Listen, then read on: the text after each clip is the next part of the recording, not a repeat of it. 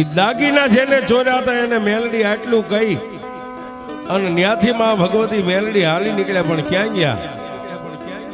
જે હોનીએ દાગીના લીધા હતા અને હોનું પણ જે દાગીના હતા એને ઓગાળી નાખેલું છે. હોનીના આંગણે રાતના 3 વાગ્યાના ટકોરે મારી મેલડી ભોગી હશે.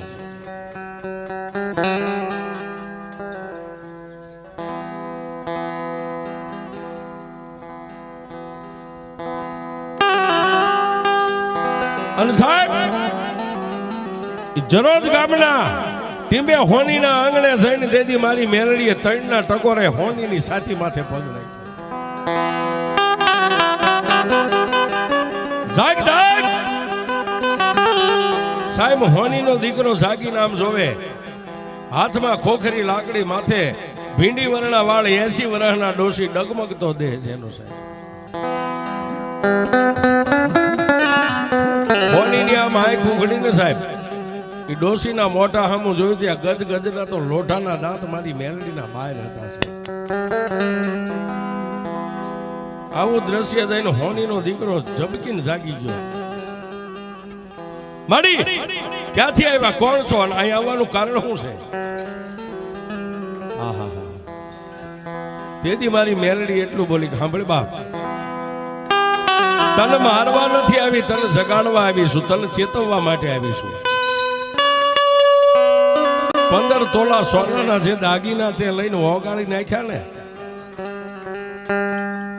એ દાગીના પાછળ જ હું માતા મેલડી આવીશું. મારી ક્યાંથી આવ્યા? ભાલિયાપુરા ગામના ટીંબેથી આજે એક વિક્રમ ભુવાજીની ભક્તિની આધીન મહાણી માતા મેલડી આવી છે.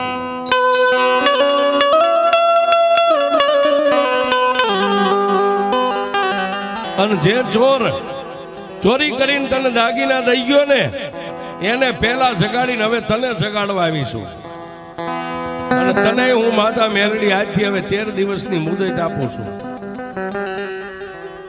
મારા 2 દિવસ તો વ્યા ગયા, 13 દિવસની મુદત આપું. 13 દી પૂરા થાય, કદાચ તે દાગીના ભાંગી નાખ્યા હોય, ઓગાળી નાખ્યા હોય, તો 15 તોલા સોનું લઈ તું અને ચોર કલ્યાણપુરા ગામને આંગણે મારા મોકલાના પગ ઝાલી અને જો દાગીના પાસા ન દ્યો, 13 દીની મુદત આપું, 14મો દી ઉગે અને જો તારા આંગણે જો નનામી ન બંધાવી દઉં તો એક મહાણી મેલડી દે.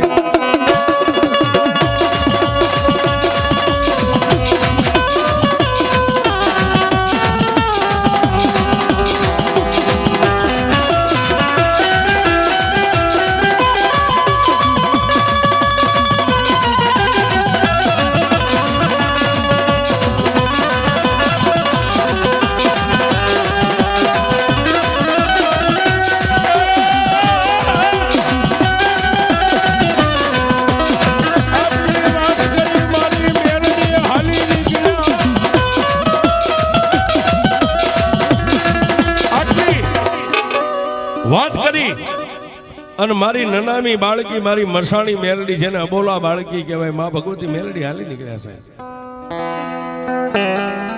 દિવસ માથે દિવસો મીંડ્યા વીતો. પણ દાગીનાનો જે ચોર હતો ને સાહેબ,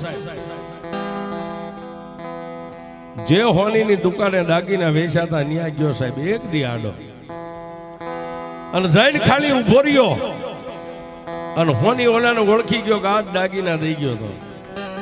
હોની પોતાની પેઢી ઉપરથી, ગાદી ઉપરથી ઊભા થઈ અને ઓલાને એટલું કીધું કે ભાઈ તું મને દાગીના દઈ ગયો હતો ને દાગીનાની ઉઘરાણીએ એક માતા મેલડી મને સપને આવ્યા હતા. ચોરે એટલું કીધું કે મને શેઠ માતા મેલડી આવીને જગાડીને એટલું કહી ગયા